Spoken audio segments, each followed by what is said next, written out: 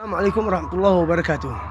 هذه الرسالة موجهة إلى الناشط والإعلامي أحمد العماد، إن شاء الله توصل لعنده أو من يوصل لعنده إن شاء الله، بخصوص استخدام الحوثيين من المستخدمين الأقارب أو الأصحاب أو المقربين أو الأخ أو كما حدث لي أنا،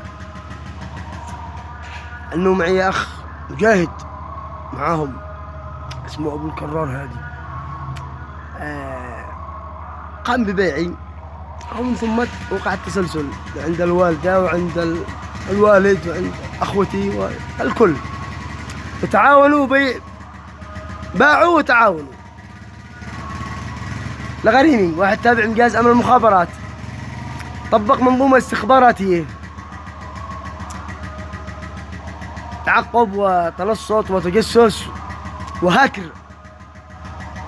زائد جهاز استشعار اخترق الجسم يعبث بالمعدة والقيلون، يعني الأساليب حقهم القدرية. أنا التمسك الأساليب حقهم. اللهم صل وسلم عليه. له 3 سنين و3 شهور للآن، بفضل الله كشوف المنظومة هذه، كم عمل مناشدات وكم يا شكاوي وكم يا صياح بالميكروفون بالشارع هنا، ولم يجدي نفعا، لكن إن شاء الله بإذن الله إن سيوقع لهم رد حاسم لإخراجهم واحد واحد أضاحي من حقهم الكلاب، على سبب الدولة تلتفت، لأنهم يحاولوا يقتلوني كم لهم، قد هددوني من قبل، قد هددوني بابني.